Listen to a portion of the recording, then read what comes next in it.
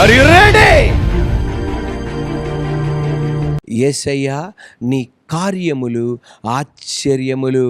కీర్తనల గ్రంథం 111వ కీర్తన 1, 2, 3, 4, 5, 6, 7, 8, 9, 10 వాక్యాలు మనం అందరం కలిసి చదువుకుందాం. యెహోవాను స్తుతించుడి, యథార్థవంతుల సభలోను సమాజములోను పూర్ణ హృదయముతో నేను యెహోవాకు కృతజ్ఞతాస్తుతులు చెల్లించెదను.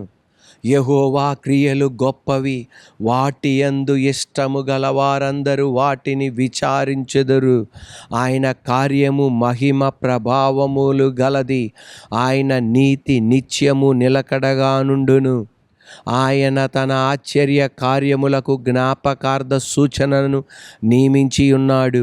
యెహోవా దయా దాక్షిణ్యపూర్ణుడు, తన యందు భయభక్తుల గలవారికి ఆయన ఆహారమిచ్చి ఉన్నాడు.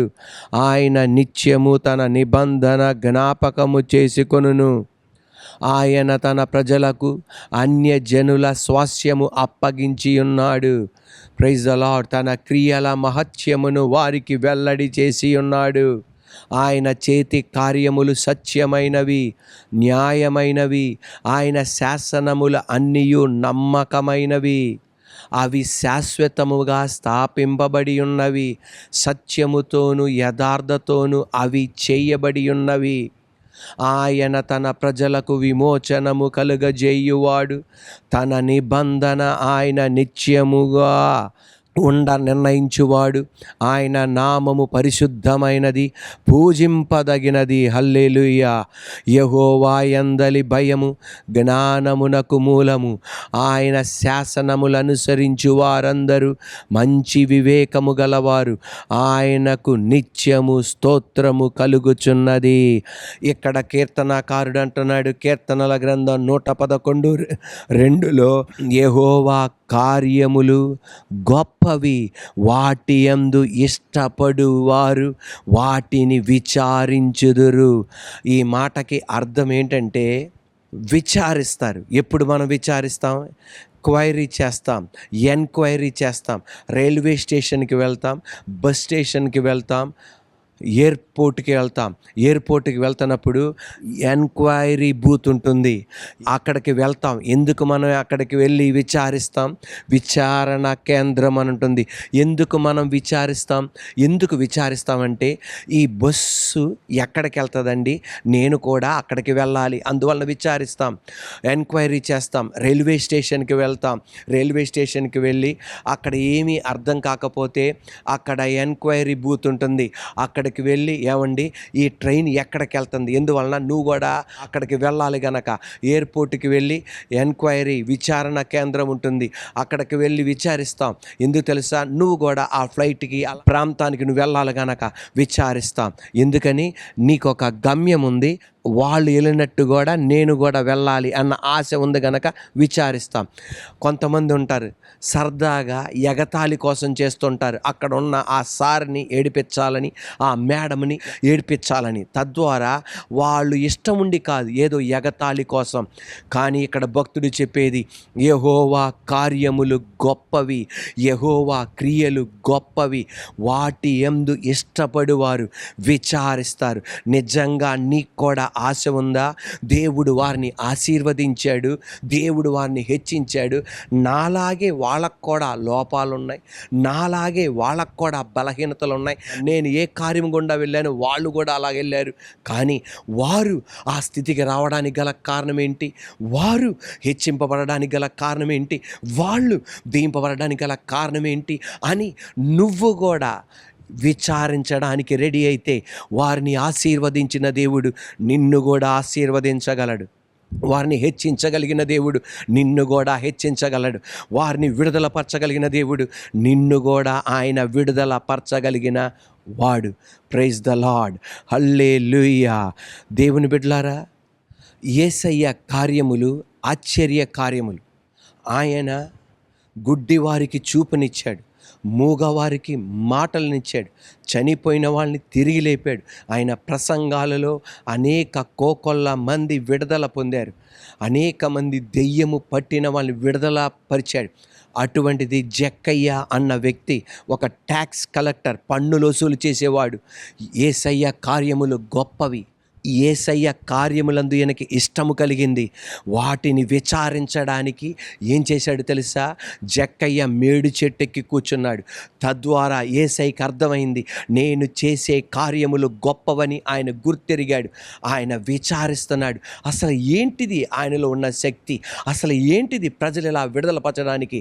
తద్వారా ఆయన ఇష్టపడ్డాడు, విచారించడానికి ఆయన ఇష్టపడ్డాడు. ఆయన కార్యముల బట్టి ఆయనకి ఇష్టము కలిగింది, విచారించడానికి ఇష్టం పడ్డాడు. తద్వారా జరిగింది, యేసు ప్రభువారు ఆయన ఇంటికి వెళ్ళి ఆయన బతుకులోనే ఆశ్చర్యం కలుగజేశాడు. ప్రజలందరూ ఆశ్చర్యపోయారు. అయ్యా, నేను ఎవరి దగ్గరైనా అన్యాయంగా సంపాదిస్తే వాటిని నేను తిరిగి ఇచ్చేస్తానయ్యా. ఆ ప్రజలు ఏం చేశారు తెలుసా? ఆశ్చర్యపడేటట్లు చేశాడు. దావీదు గొర్రెల కాపరి, కానీ దేవాది దేవుడు అతన్ని సింహాసనానికి ఎక్కించాడు, రాజుగా మార్చాడు. యెహోవా, నీ క్రియలు గొప్పవి. ఒక గొర్రెల కాపరినే సింహాసనానికి సింహాసనాల్లో కూర్చోబెట్టగలిగితే, రాజుగా మార్చగలిగితే, ఈరోజు కూడా వాటి యందు నువ్వు ఇష్టపడు.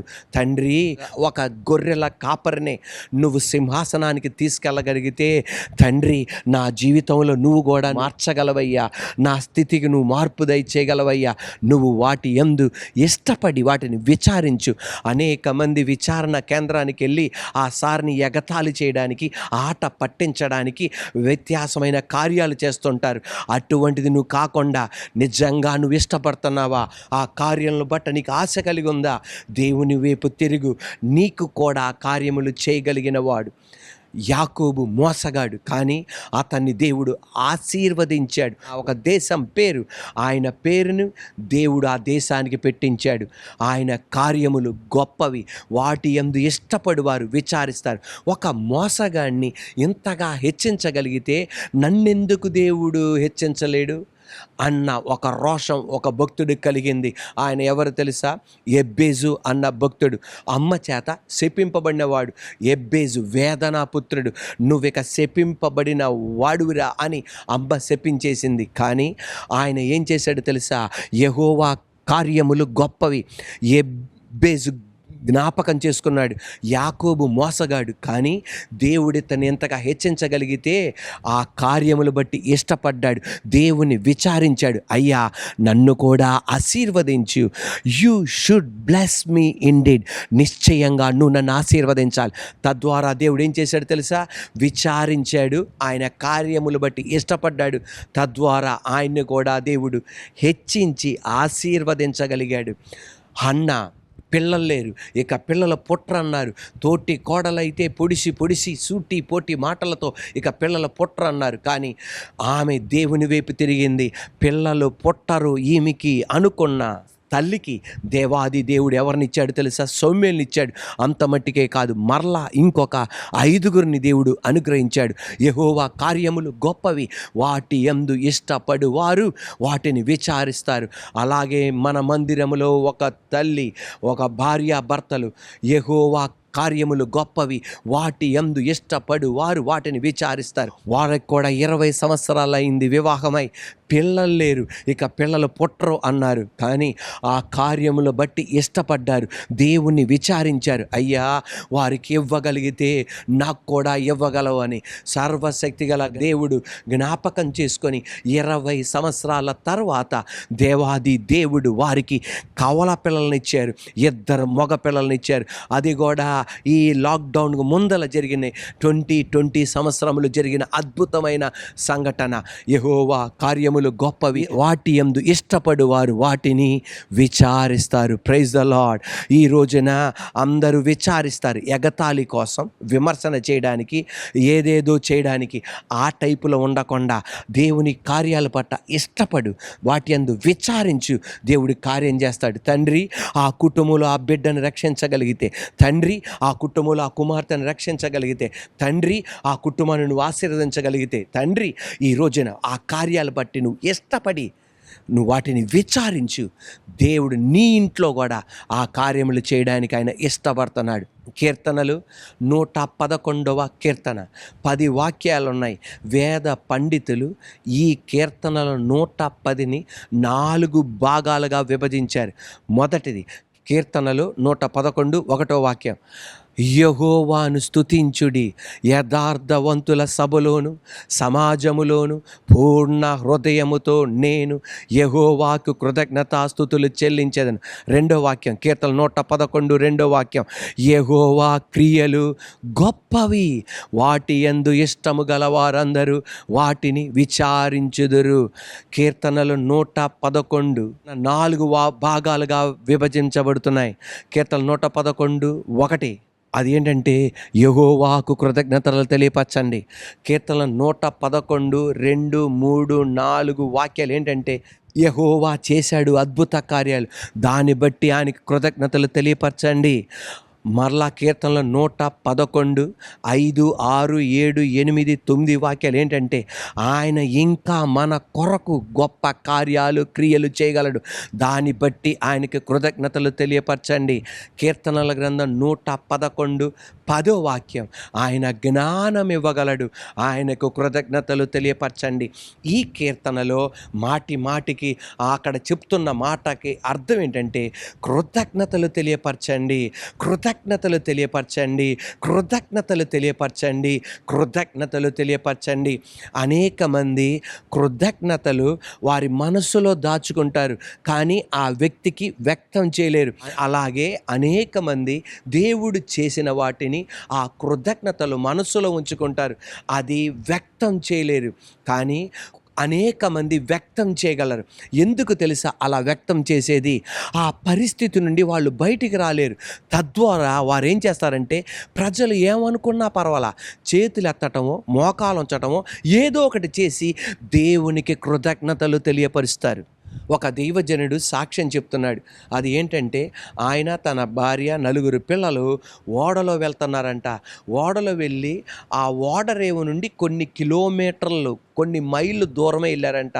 వాతావరణం మారిపోయింది, పరిస్థితులు మారిపోయింది, తుఫాను వచ్చేటట్టుంది. ఏం చేయాలో వాళ్ళకి అర్థం కావట్లా. లంగర్ వేయడానికి లంగర్ వేశారు, యాంకర్ వేశారు. యాంకర్ వేసేటప్పుడు ఓడ పై భాగంలో కట్టి లంగర్ వదలాలి, ఆ యాంకర్ వదలాలి. కానీ జరిగింది ఏంటంటే పైన కట్టకుండా ఆ లంగర్ని ఆ యాంకర్ని వదిలేశారు. తద్వారా జరిగింది ఇప్పుడు వాళ్ళ దగ్గర ఇంకొక లంగర్ లేదు, ఇంకొక యాంకర్ లేదు. ఏం చేయాలో వాళ్ళకి అర్థం కావట్లా. ఇప్పుడు ఓడరేవుకి తిరిగి రావడం కష్టం. అయినా సరే వారు మళ్ళా ఓడరేవుకి వచ్చేసారు. ఆ ఓడరేవుకి రాగానే అందరు ఎవరికి వాళ్ళు ఓడల నుండి బయటకు వస్తుండగా పాస్టర్ గారు తన భార్య తన 4 పిల్లలు ఆ ఓడ నుండి బయటికి వచ్చి ఓడరేవు దగ్గరికి రాగానే మోకాలుంచి 2 చేతులతో పైకెత్తి దేవునికి కృతజ్ఞత తెలియపరుస్తున్నాడు. వెంటనే అక్కడ ఉన్న వాళ్ళందరూ అన్నారంట, మోకాలుంచి 2 చేతులు పైకెత్తే కృతజ్ఞత తెలియపరచాలా, లేకపోతే దేవుడు కృతజ్ఞతలు అంగీకరించడా? వెంటనే ఆ పాస్టర్ గారు అన్నారు, మనస్సులో ఉన్న కృతజ్ఞతలు అంగీకరిస్తాడు, కానీ నేను ఎందుకు తెలుసా మోకాలు ఉంచి 2 చేతులు పైకెత్తి కృతజ్ఞతలు తెలియపరిచింది? ఒకే ఒక కారణం. ఆ కారణం ఏంటంటే బయటికి రావడం కష్టం, మేమందరం మరణించాలి. ఇది మా వలన జరిగింది కాదు, ఇది దేవుని వలన జరిగింది. దావీదు సింహాసనం నుండి కిందకి కూర్చునేవాడంట. ఎవరో వెళ్ళి అడిగారంట, మాట్లాడితే ప్రతిరోజు సింహాసనం నుండి కింద కూర్చుంటావేంటయ్యా, దేవునికి కృతజ్ఞత తెలియపరుస్తుంటావేంటయ్యా? నేను ఎందుకు తెలుసు అలా కృతజ్ఞత తెలియపరిచేది? నేను గొర్రెల కాపరిని. ప్రతిరోజు ఈ సింహాసనం మీద కూర్చోవడానికి నాకు శక్తి లేదు, నాకు అధికారం లేదు. ఆయన జ్ఞాపకం చేసుకొని కృతజ్ఞతలు నేను తెలియపరుస్తున్నాను. ఒకరోజు ఒక వ్యక్తి నాతో అంటున్నాడు, అందరి ముందల స్టేజ్లో సాష్టాంగ పడతావేంటయ్యా? ఎవడనుకుంటాడు అలాంటివన్నీ ఇంట్లో చేసుకోవాలి, కానీ స్టేజీ మీద సాష్టాంగ పడతావేంటి? ఎవడన్నా చేస్తాడు ఇలాగా? అవును, నువ్వు అన్నది కరెక్టే, కానీ ఎందుకు తెలుసా నేను అలా సాష్టాంగ పడేది? దేవునికి ఎందుకు తెలుసా నేను కృతజ్ఞత తెలియపరిచేది? ఈ స్టేజీ మీద ఉండడానికి నేను అర్హుణ్ణి కాదు, నేను యోగ్యుణ్ణి కాదు, కానీ కృపగల దేవుడు నన్ను నిలబెట్టి వాక్యం అందింపజేస్తున్నాడే, వాడుకుంటున్నాడే నన్ను, కుటుంబాన్ని. దానికి ఆయనకి ఏం చేస్తున్నాను తెలుసా? కృతజ్ఞతలు తెలియపరుస్తున్నాను. ఇక్కడ కీర్తన కీర్తనకారుడు అంటున్నాడు, కృతజ్ఞతలు తెలియపరచు. దానికి అర్థం ఈ రోజున మీరు డొల్లాడమని కాదు నేను అనేది. దానికి అర్థం బతుకంతా మోకాల మీద ఉండమని కాదనేది. కృతజ్ఞతలు తెలియపరచడానికి అవకాశాలు వస్తాయి. నీ ఇంట్లో వస్తుంది, వ్యక్తిగతంగా వస్తుంది. అటువంటప్పుడు ఆయనకు నువ్వు కృతజ్ఞతలు తెలియపరచు. యెహోవా క్రియలు గొప్పవి, వాటి యందు ఇష్టపడు వారందరూ వాటిని విచారిస్తారు. Praise the lord.